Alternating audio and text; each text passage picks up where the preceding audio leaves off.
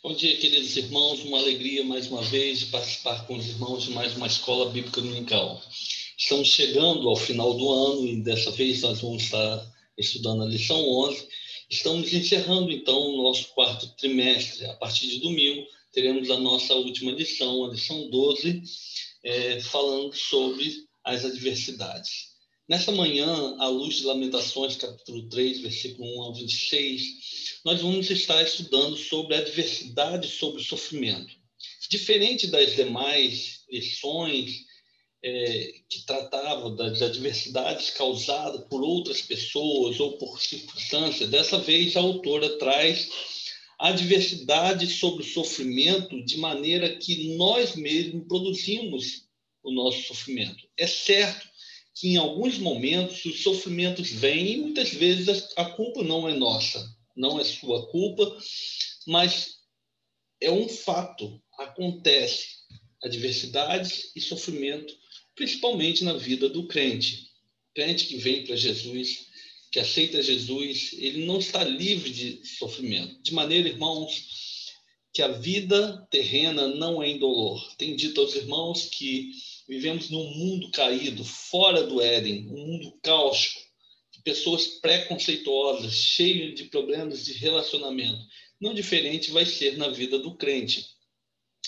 Então, à luz de Jeremias, capítulo 3, versículos 1 ao 26, nós vamos estudar, então, sobre o sofrimento, sobre o povo de Deus. Eu peço aos irmãos que já deixem as suas Bíblias abertas, que já já nós estaremos consultando alguns textos deste capítulo de Jeremias. E a autora traz de início uma comparação o que aconteceu em Beirute, no Líbano, este ano. Em agosto desse ano, dia 4, nós tivemos um acidente provocado por um estoque de nitrato de amônio. Esse nitrato estava estocado e as autoridades já haviam dito àquelas pessoas do porto que não poderia ficar essa carga toda junto. Havia risco de explosão. A autora compara os avisos que as autoridades do Líbano recebeu com o povo de Judá. O reino de Judá, o reino sul, do povo de Deus, ele sofreu perseguições, exílios e tantas coisas terríveis, mas foram avisados sobre isso. Quando a gente olha para o livro de Deuteronômio, que é uma distância enorme, não somente dos livros da Bíblia, a gente está bem próximo dos livros que estamos estudando, Jeremias, a Deuteronômio, mas quando a gente olha o espaço de tempo, é um espaço muito longo. E Deus já havia avisado ao seu povo que o seu pecado não ficaria impune. O boleto do pecado deste povo chegaria o momento em que Deus os entregaria à sua própria sorte, assim como foi lá em Romanos, quando o apóstolo Paulo estava escrevendo aos irmãos de Roma, a partir da sua visão em Corinto, que Deus abandonaria aquele povo à sua própria vontade. O povo de Deus estava um povo impenitente naquela época. E como que, então, quando a gente olha para o texto, a gente vai para a autoria, a gente percebe que o autor dessa carta era uma pessoa muito sensível, né? O Jeremias, ele é uma pessoa que, entre os profetas, ele era aquele que mais sentia com o pecado do povo. Ele tinha uma sensibilidade. E essa sensibilidade, às vezes, a gente não pode confundir com essa geração de mimimi que a gente vê hoje, que se sensibiliza por qualquer coisa. Não. O papel do profeta era de denúncia. E o povo estava impenitente. De maneira, irmãos, que toda a vida do crente, que denuncia o pecado, ele em algum momento ele vai passar por tristezas, aflições, e assim foi com Jeremias. era um homem sensível ao pecado, era um homem responsável, de maneira que ele é conhecido entre nós como o profeta chorão. Embora o livro não trate Jeremias propriamente como escritor, mas tanto judeus quanto nós, como nós mesmos, né, dessa geração, entendemos sim que foi Jeremias que escreveu, por isso damos o nome de Lamentações de Jeremias. Qual foi o período que foi escrito este texto, né, este livro? Este livro foi escrito por volta do ano de 586 a.C., né? Durante essa escrita, ela aconteceu durante o período do exílio do povo de Deus, né? Em Jeremias, no livro anterior, estava falando sobre o período pré-exílio, onde Deus estava avisando desse exílio. E agora, Jeremias está escrevendo de dentro do exílio, né? E quando Jeremias escreve este livro, ele está no meio de um sofrimento. Parece um retrato 3x4 do que estamos vivendo hoje, né? Com essa pandemia, né? De privação, cercear a sua locomoção, né? De pessoas sendo maltratadas, mas naquele cenário de guerra talvez fosse até pior, né? Talvez essa geração que vivemos de homens fracotes que vivemos hoje não suportaria esse período de exílio e de guerra. Nesse período, os homens tinham que lutar contra aquele povo, os caldeus que estavam perseguindo aquele povo de Deus, né? Defendendo as suas mulheres, defendendo os seus filhos, defendendo a sua terra. E ali havia muita coisa triste acontecendo, de maneira que Jeremias, né, com toda a sensibilidade do tempo que Deus colocou, um homem extremamente conectado com as emoções das pessoas que viviam, também com uma sensibilidade muito grande à voz de Deus, este homem está escrevendo num período muito difícil. Quando olhamos para o livro de Lamentações, podemos classificar este livro como um dos mais tristes livros escritos na Bíblia. Chega alguns momentos que a gente fala assim, que isso, Senhor? O que está acontecendo neste momento do povo de Deus? Momento muito triste por conta da desobediência daquele povo. A estrutura do livro de Jeremias, ele é feito, né, basicamente nos seus em 5 capítulos como forma de poema, onde os 4 primeiros eram escritos em forma de acróstico. O que é um acróstico? São uma organização estrutural, né, da linguagem culta, né, que aí era através de cada letra do alfabeto, né, hebraico, ia sendo escrito este poema. O livro foi então escrito dessa forma, né, em forma nos seus 4 primeiros capítulos em forma de acróstico, exceto no capítulo 5, que então o poema continua, mas não obedecendo essa estrutura. E aí, irmãos, vem o primeiro ponto em que a revista vem trazendo, o sofrimento como castigo de Deus. Vamos ler lá até o versículo 5, diz assim: eu sou um homem que viu a aflição trazida pela vara da sua ira. Ele me impeliu e me fez andar na escuridão e não na luz. Sim, ele voltou a sua mão contra mim, vez após vez, o tempo todo. Fez a minha pele e a minha carne envelhecessem e quebrou os meus ossos. Ele me sitiou e me cercou de amargura e de pesar. Conforme falei com os irmãos, parece um retrato 3x4 do que nós vivemos nos dias de hoje. Primeiro, que a aflição que era trazida para aquele povo era pela mão de Deus. E talvez seja muito importante para nós entender que, apesar de Deus ser amor, de Deus ser aquele que acolhe os seus filhos, mas, além de amor, Deus é justiça. Em todo o caminhar do povo de Deus, quando as pessoas não ouviam o sussurro de Deus, ouviam a chibata de Deus. Eu via muito tempo atrás, aquele que não vem pelo amor, vem pela dor. Mas isso acontece na vida do crente também. Muitas vezes Deus está falando nos nossos ouvidos e nós não ouvimos. E daí as aflições e a vara e a ira do Senhor, elas acontecem não porque nós temos um Deus que alguém que tenha prazer na maldade. O final desse texto vai falar: Deus não tem prazer em castigar os seus filhos.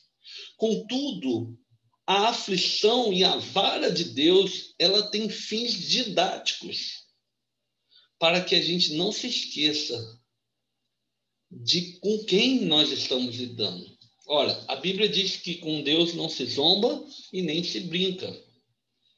E tudo que o homem semear, isso ele vai ceifar. Isso é fato. Não existe aquele que planta um pé de abóbora e vai colher abacate. Que plantando um pé de banana vai colher abacaxi. Todos nós colhemos frutos daquilo que nós fazemos. E, por vezes, nós nos sentimos ainda no direito de acusar Deus, de castigá-lo. No entanto, essas aflições trazidas pela mão de Deus também pode ser entendida como amor à nossa alma. Deus amava o seu povo, mas aquele povo que não obedecia à voz de Deus, que não se submetia ao amor de Deus, ao cuidado de Deus, tinha que ouvir, tinha que perceber que também Deus estava trazendo para ele a vara e a sua disciplina. Ele impeliu e me fez andar em escuridão. O homem sem Deus anda no escuro. Jesus é a luz do mundo, Deus é a luz deste mundo. Aqueles que andam em trevas é porque se afastam de Deus. E quantas vezes, irmãos, mesmo sendo salvos em Cristo Jesus, a nossa vida começa a parecer um turbilhão de emoções, de problemas, e quando olhamos para frente não vemos, saída, não vemos aquela luz no fim do túnel. É hora de verificar como estamos andando e para onde estamos andando. Ele me impeliu e me fez andar em escuridão. Voltou a sua mão contra mim, vez após vez. Sabe o que acontece com o convívio do pecado na vida do homem cristão? Para o Filho de Deus, Deus pesa a sua mão sobre ele. Deus pesa a sua mão sobre ele. Às vezes a gente olha para a vida do ímpio e, como o salmista diz, que a gente vê o ímpio prosperando, fazendo tantas coisas ruins, mas a Bíblia diz que Deus repreende aqueles que são filhos. Por isso, irmãos, devemos ter cuidado com o pecado ou a convivência sistemática do pecado, porque Deus pesa a sua mão. Mas não pesa porque ele é um algoz. Ele pesa para endireitar a nossa vereda, para ajustar o nosso caminho, fazer andar por caminhos verdejantes. E às vezes, como ovelha rebelde, precisamos experimentar do cajado do Senhor para que a gente possa caminhar na direção correta. Uma coisa que o pecado traz na vida do homem é uma sensação de morte. E no versículo 4 ele vai falar assim: fez a minha pele e a minha carne, que ela se envelhecesse, quebrou os meus ossos. Esse mesmo argumento, esse mesmo tipo de linguajar, nós vamos ver em Davi, após o seu pecado com Betseba. Ele fala que Deus esmagou os seus ossos. O pecado original trouxe toda sorte de doença, inclusive a morte. Mas quando a gente está diante de um quadro de enfermidade, como Jeremias está falando, ele está falando do que afligia a sua alma. Era tanto pesar, tanta dor, tanto sofrimento, que ele sentia a sua carne envelhecendo, os seus ossos sendo esmagados pela força do pecado que aquele povo estava vivendo. Jeremias está fazendo um relato, um histórico de dentro de uma guerra, no meio de uma guerra.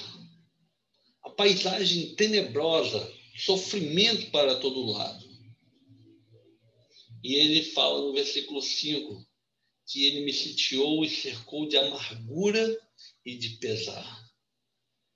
O segundo ponto dessa lição é que Deus não nos permite escolher as consequências. Se não, vejamos os versículos 14, 15, 16, 17, 18. Diz assim: tornei-me motivo de riso de todo o meu povo. Nas suas canções eles zombam de mim o tempo todo. Fez-me comer ervas amargas e fartou-me de fel. Quebrou os meus dentes com pedra e pisoteou-me no pó. Tirou-me a paz. Esqueci-me de que significa prosperidade. Por isso digo, meu esplendor já se foi, bem como tudo o que eu esperava do Senhor. Irmãos, Deus não permite que a gente possa escolher as consequências dos nossos pecados. As consequências são boletos que cedo ou tarde vai chegar à sua vida. Por isso devemos repensar como andamos, com quem andamos, o que fazemos, porque tudo que fizermos tem uma consequência e o pecado não deixa de cobrar o seu boleto. E Deus permite.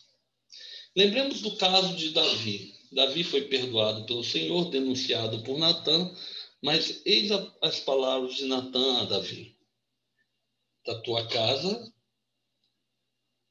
a espada não se afastará.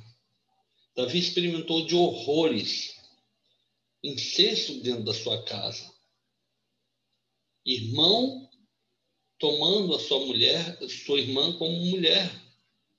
Aminon toma Tamar como mulher, o que desperta em Absalão uma ira. E Absalão, então, vendo o desprezo da sua irmã, o sofrimento da sua irmã, mata o seu próprio irmão. Davi, então, expulsa, exila o seu filho Absalão. Não porque Davi não amasse o seu filho, mas ele estava ali repreendendo, né, aquele pecado que Absalão havia cometido. Só que essa repreensão se tornou em veneno, de maneira que quando Davi permite que Absalão volte ao seu reino, ele fala para retorne ao reino, mas que eu não veja o seu rosto. Desprezou o seu filho, e aquela amargura de Absalão o fez levantar uma insurgência no reino de Davi. Depõe o reinado de Davi, o persegue até o deserto de Judá e procura o matar. Mais tarde, quando Absalão morre em uma ocorrência do exército, Davi olha para o seu filho e chora amargamente por conta do pecado dele com Betseba. Perceba, irmãos, que tudo que a gente faz, cedo ou tarde, a conta chega, o boleto do pecado chega. E as consequências do pecado, irmãos, a primeira coisa que acontece é a perda de comunhão com Deus. A perda de comunhão com Deus. Desde o pecado original, quando o homem desobedece a Deus, a primeira coisa que ele tem é medo de Deus. Ele foge da presença de Deus, foge da comunhão com Deus. E existe uma outra coisa: Deus não ouve a sua oração. A Bíblia fala sobre alguns pecados, mas dentre eles, e aí eu aviso aos casais, principalmente a nós homens, que se nós tratamos mal as nossas esposas, diz a palavra de Deus que as nossas orações são interrompidas. Não adianta orar se você maltrata a sua esposa. Um verdadeiro cristão mostra o valor do cristianismo através de como ele trata a sua família, a sua esposa. Mesmo quando grito, diz Jeremias, mesmo quando grito e clamo por socorro, ele ignora as minhas orações. Seria como o céu se transformasse em bronze, em que Deus não ouvisse as suas orações. Certa vez, Deus fala para o seu povo que estava cansado, esgotado, chateado das festas, dos cultos, dos cerimoniais, porque eles com a sua boca louvam, mas o seu coração estava distante. Essa era a situação deste povo, distante de Deus. Então, Jeremias, ele traz toda essa sensibilidade do que estava acontecendo e escreve neste livro. A oração do povo estava interrompida por tamanho pecado. Irmãos, não é diferente do nosso povo. Talvez essa pandemia tenha um significado muito importante para a nossa reflexão de como que a Igreja de Cristo tem andado nessa terra. Iniciando o ano com um carnaval profano. O nome de Deus sendo escarnecido, vilipendiado. O mundo, quando a gente olha para o mundo, a gente fica imaginando que as coisas que são certas estão sendo tidas como erradas, e as erradas como certas. Vivendo num contrassenso. O mesmo grupo que defende a vida agora, né, por ocasião da pandemia, defende também a morte através dos infantes, aprovando aborto até a 14ª semana. Vocês já tiveram curiosidade de observar como que está um feto na 14ª semana? Que povo odioso é este e que fala de amor? A segunda coisa é que o pecado ele traz vergonha. É triste, irmãos, quando denunciado, o sentimento é de vergonha. Foi assim que Davi sentiu também. Quando Natan coloca o dedo na ferida dele e fala, ó, este homem que eu narrei há pouco, este homem és tu. E o texto diz, transformou-me em alvo de zombaria para todo o meu povo e para a sua canção o dia todo. Escarnecido, envergonhado, dentro e fora. Às vezes eu olho para alguns quadros, irmãos, que me causam angústia na alma. Assistindo Porta dos Fundos, zombando do nosso Senhor.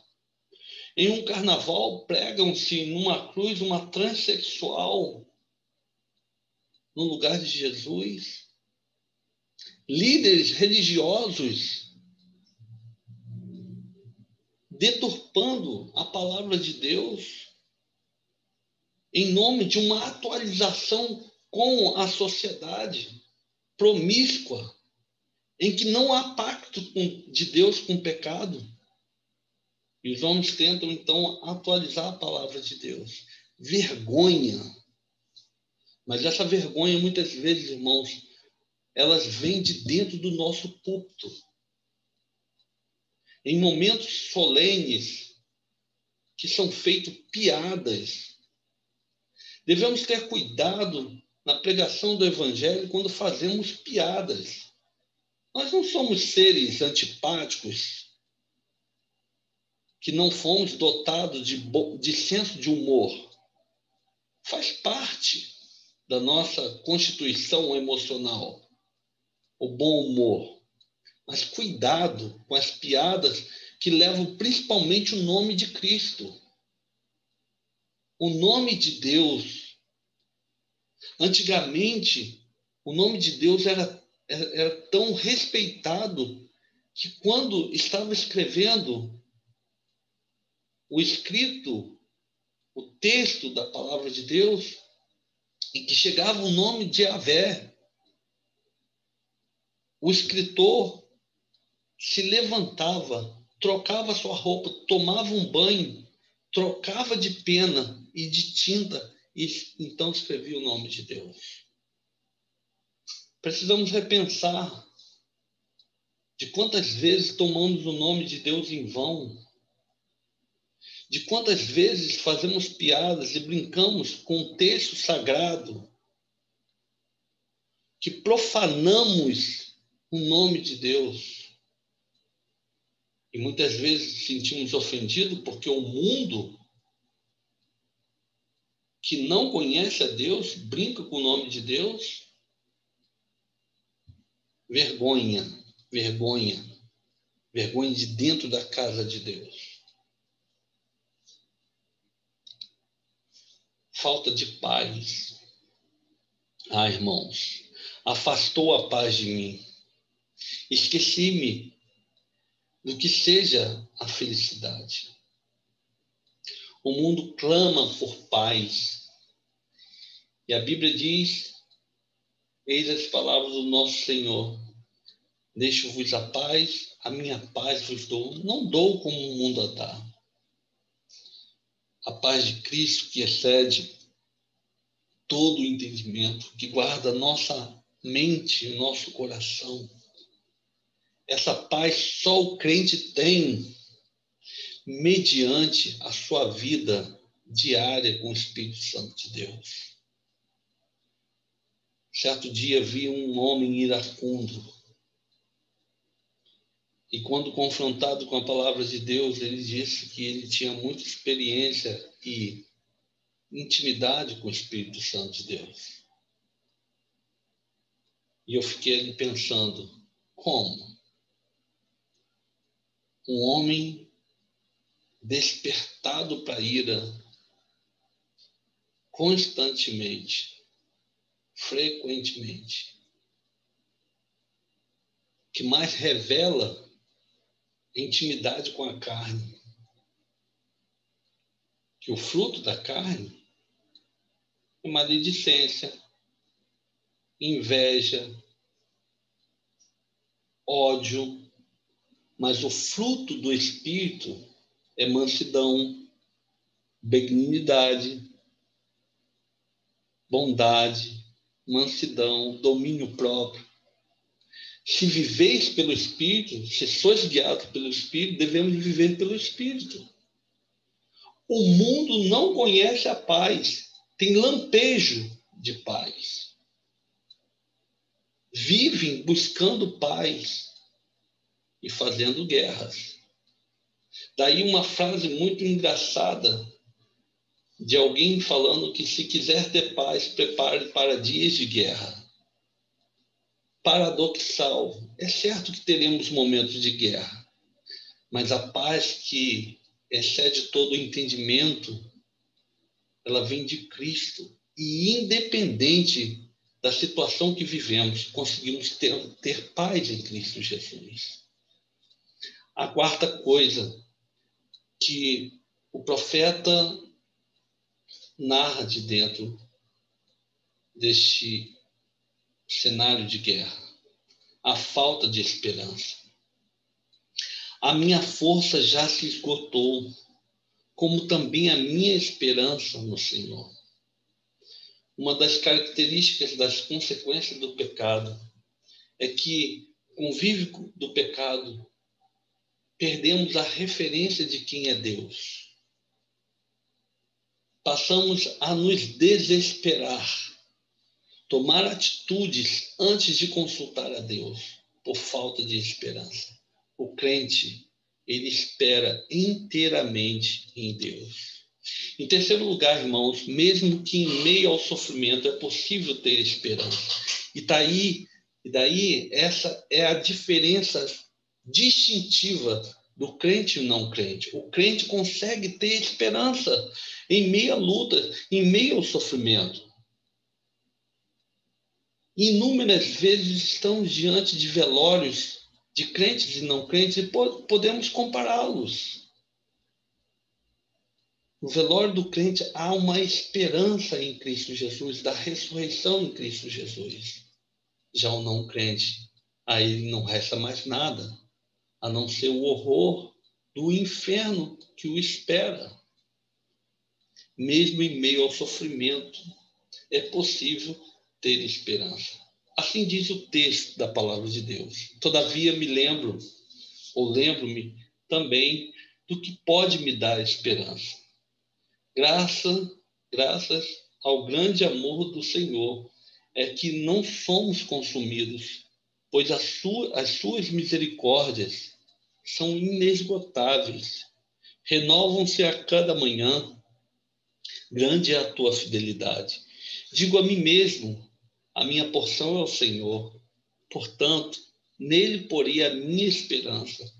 O Senhor é bom para aqueles cuja esperança está nele, para com aqueles que o buscam.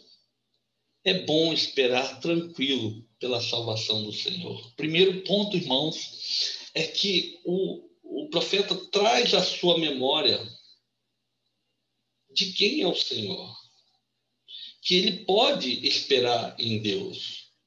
Independente da luta, da situação que ele estava vivendo, ele tinha esperança em Deus, somente em Deus. E ele fala mais, graças ao seu grande amor, é que nós não somos consumidos. Sabe por que você não é consumido deste mundo, irmão? Não é porque você fez uma boa faculdade. Não é porque você é respeitado tecnicamente. Não é porque você paga os seus impostos em dias, mas é por conta do amor do Senhor que te protege dia e noite. Pense na realidade do mundo, que tira a vida de um homem assim. No entanto, Deus tem protegido o seu povo de tantas coisas. Caminhamos para a igreja, vamos para o trabalho, nem tomamos conhecimento de quantas vezes Deus nos protegeu. Por isso, nós devemos ser gratos ao Senhor pela sua misericórdia. Sempre que me lembro, em minhas orações, eu agradeço ao Senhor pelas suas misericórdias, porque eu sei que se não for ela, eu não consigo ficar de pé. Grande é a fidelidade do Senhor. Ela se renova a cada manhã, a misericórdia do Senhor. E por isso, podemos dizer, grande é a tua fidelidade, Senhor. Digo a mim mesmo, a minha porção ao Senhor. Portanto, nele porei a minha esperança. Momentos difíceis que estamos vivendo, irmãos, em que muitos crentes estão diferente de Davi, que falou que uns vão com carro, outros com cavalo, mas eu vou em nome do Senhor. Muitos estão confiando no governo A, governo B, na vacina, no protocolo médico, mas a nossa porção é o Senhor. Por isso, a nossa esperança está no Senhor. A nossa esperança está no Senhor. É nele que eu ponho a minha confiança.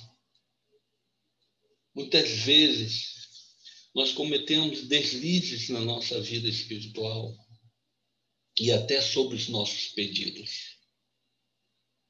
Olhamos por uma situação em que há pouco recurso e falamos assim, fizemos de tudo, agora é com Deus.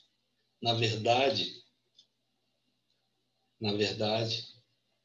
primeiramente, deveríamos ter colocado na mão de Deus para todas as coisas. É nele que fazemos menção, é nele que fazemos a nossa confiança. O Senhor é bom para aqueles cuja esperança está nele.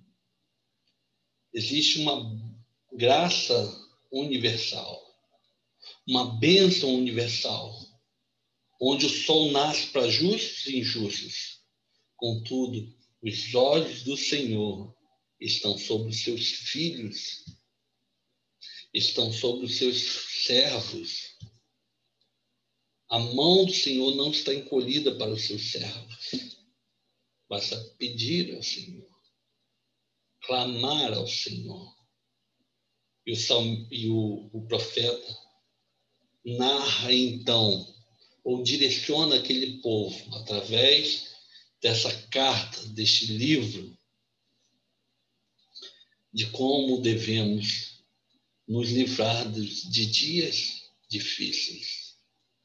Fazer menção do Senhor, saber que a fidelidade e a misericórdia dele está sobre nós, que as suas misericórdias são inesgotáveis, que se renovam a cada manhã, que o poder do Senhor é a nossa esperança. E por fim, irmãos, ele fala, bom é esperar tranquilo pela salvação do Senhor.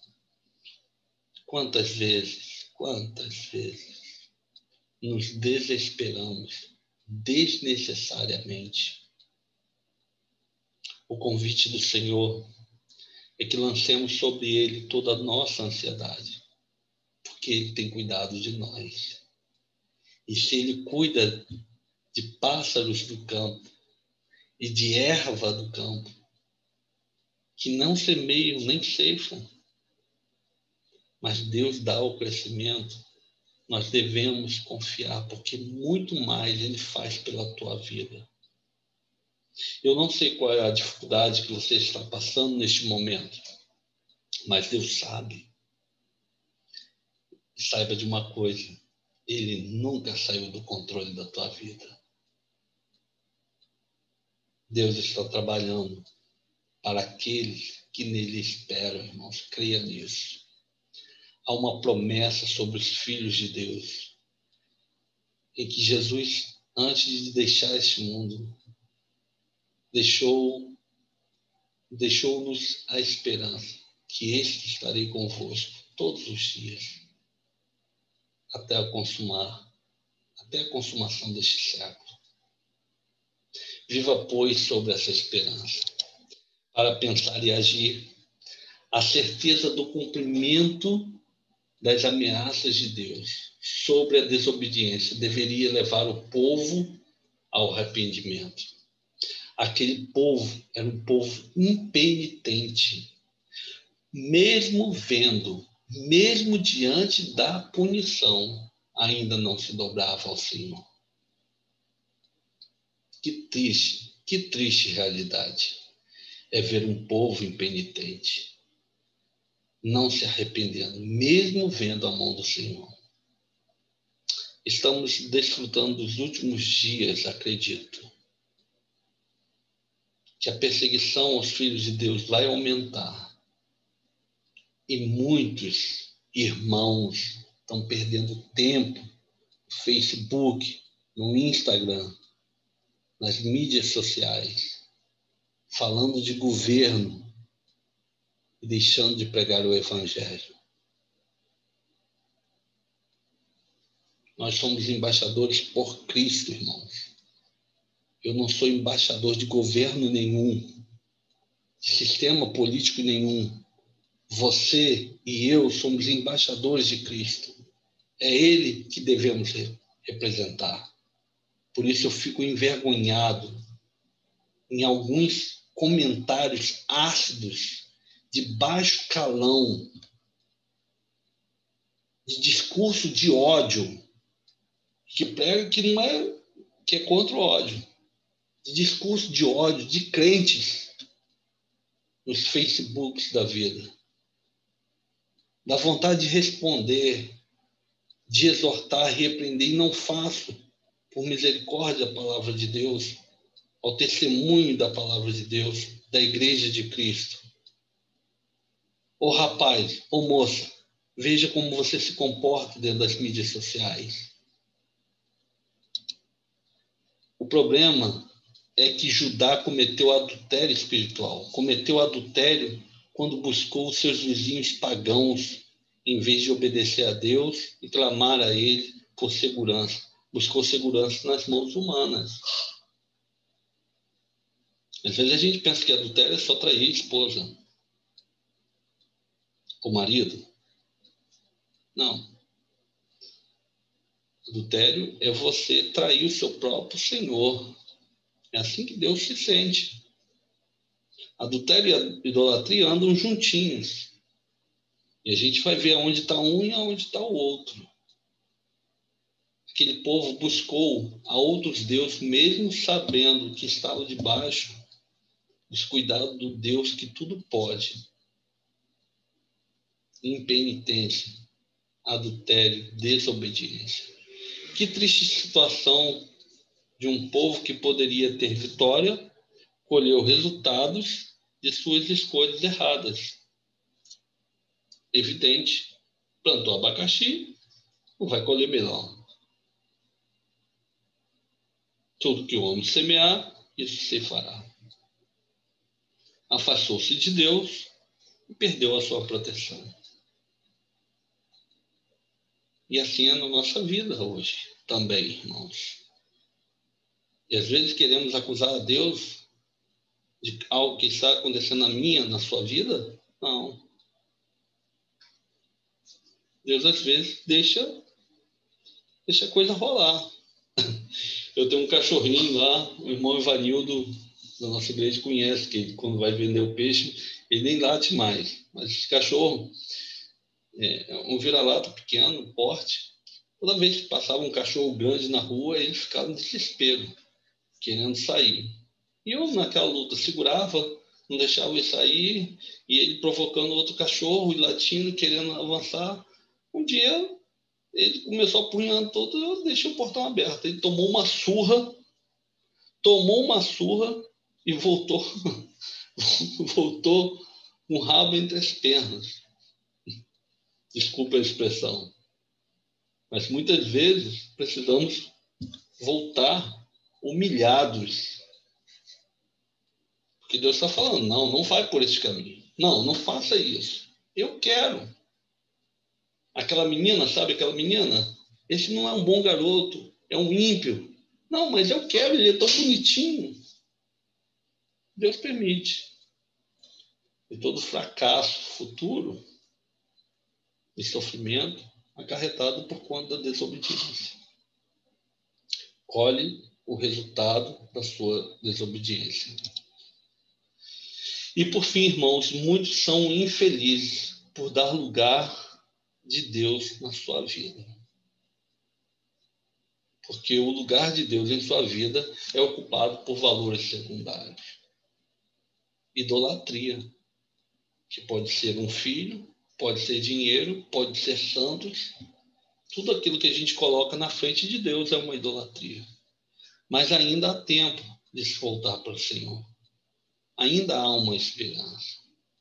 Talvez você esteja ouvindo essa lição, aprendendo com essa lição, que você precise voltar ao primeiro amor, como era antes. Volte ao primeiro amor. Deus está te esperando. Não insista. A palavra de Deus diz assim: eis que estou à porta e bato. Se você abrir a porta, eu entrarei e cearei com você. Ele não está falando isso para o mundo, não, tá? Aquela promessa é para a igreja que se afasta de Deus. E ele está na porta. Toque, toque, toque. Lembra daquele corinho? Toque, toque, toque. Alguém me bate a porta. Toque, toque, toque. Alguém deseja entrar. É Jesus querendo a casa toda. Sim, Senhor. Ó, vem me morar. Lembra quando você se converteu? Jesus era tudo para você. Você não tinha outra coisa melhor do que Jesus. Mas com o tempo, as cracas da vida encheram o fundo do seu barco. E aquela velocidade espiritual que você andava, você não anda mais. É hora de você voltar ao estaleiro. Deixar que Deus remova toda a craca da proa do teu barco, para que você ganhe velocidade espiritual. Às vezes eu fico olhando para a vida de alguns irmãos, que quando Deus desperta para ler o Rota 66, a alegria de ler a palavra de Deus. Alguns irmãos que chegam à igreja, que se você pedir para capinar, ele vai feliz. Mas com o tempo, alguns deixam de olhar para a palavra de Deus. E tal qual esse povo, se afasta de Deus e da sua proteção. Há esperança. Há esperança. Deus está de braços abertos para te acolher, sarar as suas feridas. Há um texto da palavra de Deus que diz: se o meu povo, que se chama pelo meu nome, se humilhar e orar e buscar a minha face e se desviar dos seus maus caminhos, então eu virei do céu, pagarei seus pecados, sararei a sua terra. Deus quer sarar o seu coração. Creia nisso. Vamos falar com Deus. Deus eterno, muito obrigado pela tua palavra, pelo exemplo que aconteceu, terrível, triste, mas que serve para nós, de como não devemos andar. Tenha misericórdia de nós, Senhor. Faça-nos regressar, Senhor, ao redil junto com os nossos irmãos. Não nos deixe andar, Senhor, pelo escuro, de ser envergonhados, Senhor, por conta dos nossos pecados. Tenha misericórdia de nós. Te pedimos isso, Senhor. Ainda te pedimos, Senhor, pela tua misericórdia. E sabemos que ela se renova a toda manhã. E grande é a tua fidelidade. Ó Deus, abençoa nossas vidas. Acerte as nossas veredas, Senhor. Queremos desfrutar de intimidade contigo, Senhor. Permita isso e tenha misericórdia de nós. Em nome, por amor de Cristo Jesus. Amém. Querido irmão, que Deus possa abençoar a sua vida. Vamos para o culto, que Deus vai continuar falando ao seu coração através de louvores e da palavra de Deus. Que Deus a todos abençoe. Tenha um bom dia na presença do nosso Senhor. Amém? Deus te abençoe.